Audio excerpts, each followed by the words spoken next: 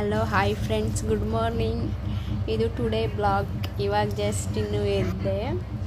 ನನ್ನ ಪಾಪು ಎದ್ದು ಆಟ ಆಡ್ತಾ ಇದ್ದಾನೆ ನೋಡಿ.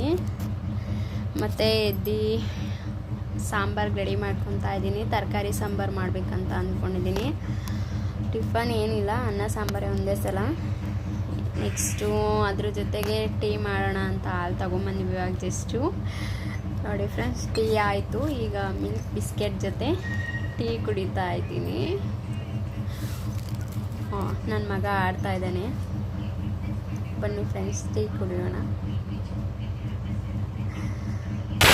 ಸಾಂಬಾರು ಇಟ್ಟಿದ್ದೆ, ನಾನೀಗ ಫ್ರೆಶ್ ಅಪ್ ಆಗ್ತಾ ಇದ್ದೀನಿ. ಟೀಗೆ ಇಟ್ಟಿದ್ದೆ, ಈಗ ಹಲ್ಲು ಉಜ್ಕೊಂಡು ಫ್ರೆಶ್ ಆಗ್ತೀನಿ. ಮತ್ತು ನನ್ನ ಮಗನಿಗೆ ರೆಡಿ ಮಾಡಿದ್ದೀನಿ ಆಲ್ರೆಡಿ.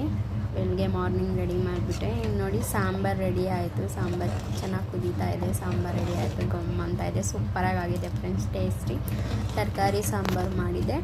ಮತ್ತು ನೆಕ್ಸ್ಟು ಈ ಕಡೆ ಅನ್ನ ಮಾಡಿ, ಫಸ್ಟಿಗೆ ಅನ್ನ ಮಾಡಿ ಇಟ್ಟಿದ್ದೀನಿ ಕುಕ್ಕರ್ನಲ್ಲಿ.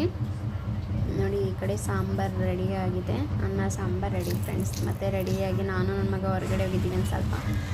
ಹಾಗೇ ಹೊರಗಡೆ ಹೋಗ್ತಾ ಆನೆ ಕಣ್ತು, ಆನೆ ನೋಡಿದ್ವಿ. ನೆಕ್ಸ್ಟು ಮಾರ್ನಿಂಗ್ ಟಿಫನ್ ಬಂದುಬಿಟ್ಟು ಚಪಾತಿ ಮತ್ತು ಟೊಮೊಟೊ ಗ್ರೇವಿ.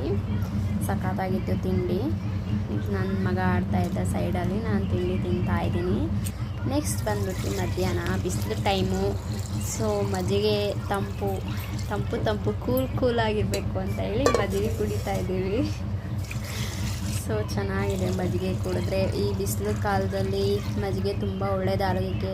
ದಿನಕ್ಕೆ ಒಂದು ಟೈಮ್ ಆದರೂ ಮಜ್ಜಿಗೆ ಕುಡಿದ್ರೆ ಆರೋಗ್ಯ ಚೆನ್ನಾಗಿರುತ್ತೆ, ಹೀಟು ಕಮ್ಮಿ ಆಗುತ್ತೆ. ಸೊ ಮಧ್ಯಾಹ್ನದ ಊಟ ಬಂದುಬಿಟ್ಟು ಒಂದು ಚಪಾತಿ ಮತ್ತು ದೋಸೆ, ತರಕಾರಿ ಸಾಂಬಾರು ಇತ್ತಲ್ಲ, ಸೊ ಅದೇ ಒಂದು ಸ್ವಲ್ಪ ಸೈಡ್ ಅನ್ನ ಸಾಂಬಾರು ಊಟ ಆಯಿತು ಫ್ರೆಂಡ್ಸ್. ಮತ್ತು ಅದ್ರ ಜೊತೆ ಮಧ್ಯಾಹ್ನ ಮಜ್ಜಿಗೆ ಕುಡಿದೆ ಒಂದು ಸ್ವಲ್ಪ.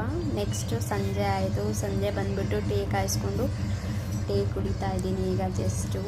ನೋಡಿ, ಸಂಜೆ ಬೆಳಗ್ಗೆ ಟೀ ಇಲ್ಲ ಅಂದರೆ ಮೈಂಡೇ ಸರಿ ಇರಲ್ಲ ನಮಗೆ, ಅದು ರೂಢಿ ಆಗಿಬಿಟ್ಟಿದೆ.